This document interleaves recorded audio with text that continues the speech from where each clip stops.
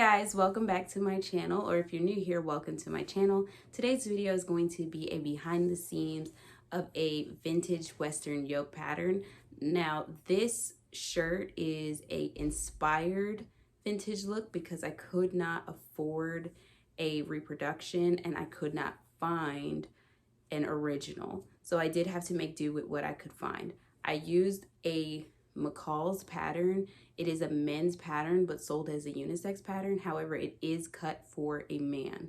I found that out the hard way once I started my project and realized that the size small was huge. So I did have to go through a lot of alterations and fitting and lots of muslins and lots of stress because I've never ever done anything like this before, and I decided to take it head on instead of doing any research. I was afraid that researching it ahead of time would have scared me out of trying, so I did try it first, and I do look forward to looking up the technical way to do it later.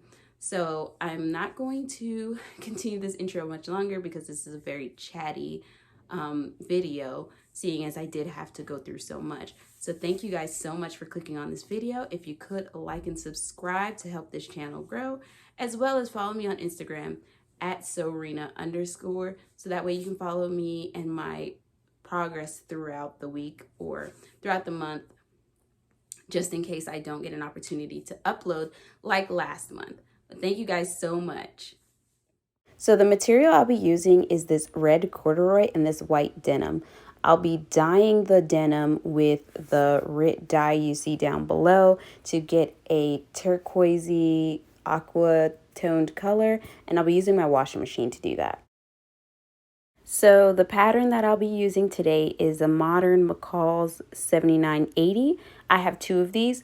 One is for me to turn into a blouse, and the second one is to make my husband a matching shirt. I really wanted to do an original vintage pattern, but they were quite pricey for the reproductions, and I was having a hard time finding any at all, plus I couldn't really find any in my size. So these we're going to have to do. Since all this fabric can't fit inside of a pot, I like to use my washing machine as an alternative. This clip is to show you guys the contrast between the new pattern pieces and the original pattern pieces. I had to add darts under the bust on the front. I also had to move the darts a little on the back because I did take it in so much.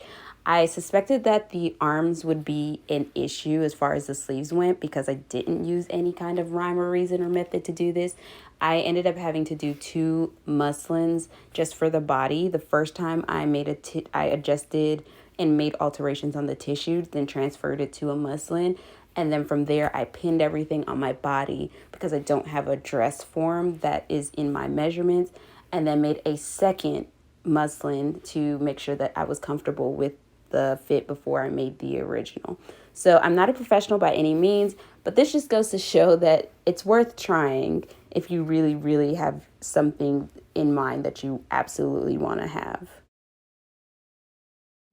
So here are the results of the dye job. I'm very happy with it. The color is very even. So I am going to start doing a little bit of sewing now to try and speed up the process because I'm definitely running late. In this clip, I'm starting with the front darts.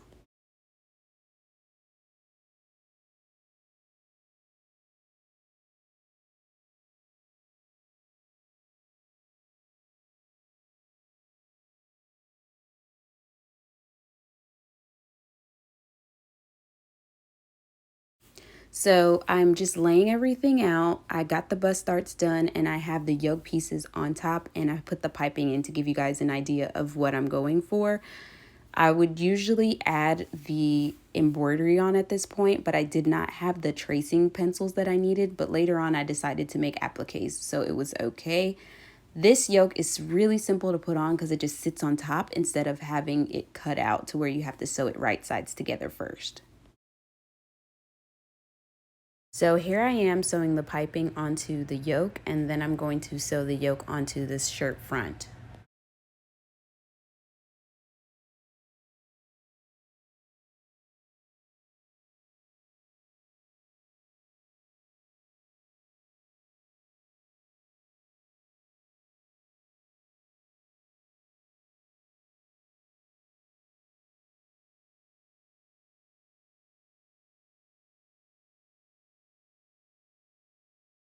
I'm joining the front and the back of the shirt at the shoulder seams, and then after that I'm going to sew down the side seams. So this project has been one curveball after the other. I would usually look up what I was doing before doing it, but I'm kind of glad that I didn't in this instance, simply because I tend to psych myself out if I feel like something's really complicated and would take a lot of time to learn. And because I didn't do that, I had no choice but to kind of complete the project. So had I done the research ahead of time, I probably would not have done this shirt at all this week. So here I am putting a hem on it.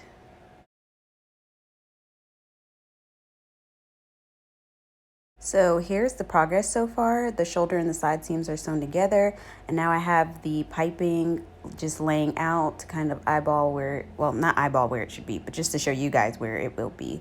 So there's the piping, and I'll be sewing it on both sides. Then I will add the collar, and what else will I do? The collar and the placket, and call it a night. I also added a yoke to the back. This was me just adding a little something something because I wasn't sure if I was going to be able to get to the embroidery at this point in the project, because I didn't buy the right supplies, so I had to run back out, and that kind of put a damper on my timeline. So that is that, and I will show you guys my progress after, because I'm going to get some sewing done off camera to speed this up and save some time. So this is all the work that I got done the other night. I wanted to wait to get better light so that way I can take a photo of the progress before I continue on day 2.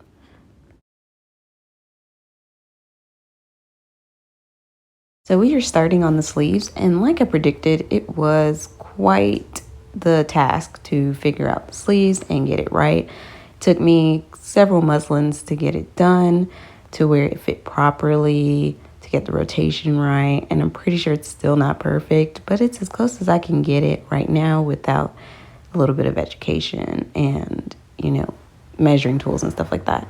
So here I am. I had to set in the sleeve so that way it would sit properly. The original pattern does not require you to set it in, or ease it in, I should say. But I had to do it for my pattern because I altered it, and that was the only way to get it to fit properly. So that's what I'm doing here. And then I am going around with a second stitch at the arm, and I go ahead and cut the seam allowance with pinking shears. So in the instructions, it had you sew the armhole twice, one at the regular seam allowance and the other one like a security stitch before you trim. So I just use pinking shears. Okay, so both the sleeves are on, and I'm about to start working on the cuff muslin. Once I get that figured out, I will go ahead and hand stitch the placket and the neck, and I will add on the pearl snaps. I'm going to do pearl snaps for both the arms, and I'm currently working on some hand embroidery. I'll show you a clip or a picture of that.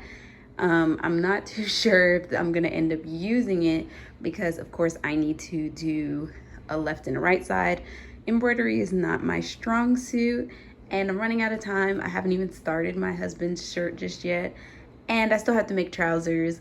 So I'm going to work on the embroidery, but if I can't get the 4 appliques done in time, then I will not put them on in time for the show, but I'll add them on later.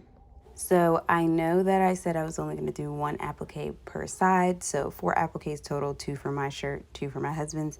But due to the coronavirus, the PBR was canceled, so I had a little bit time to make more appliques and take my time. So my progress has definitely slowed down because I did take an extra day or 2 to do some work. And so here I am just fixing the placement and cutting out the appliques before I sew them on. So I'm really happy that I did get opportunity to make more, practice more embroidery. So that way I think the end result will look a lot better. So here's the result. I decided to put some stills in here just because I was having issues with this brand snaps. It's the Dritz Pearl Snaps, and I've always had this issue with these snaps no matter what. They don't stay on very well, and I have that issue with all of their brand snaps. So if anybody has any recommendations where I could get better, more sturdy and durable snaps, please leave it in the comment section below. Again, thank you so much for watching. I hope you enjoy, and I hope to see you in my next video. Thank you so much. Bye.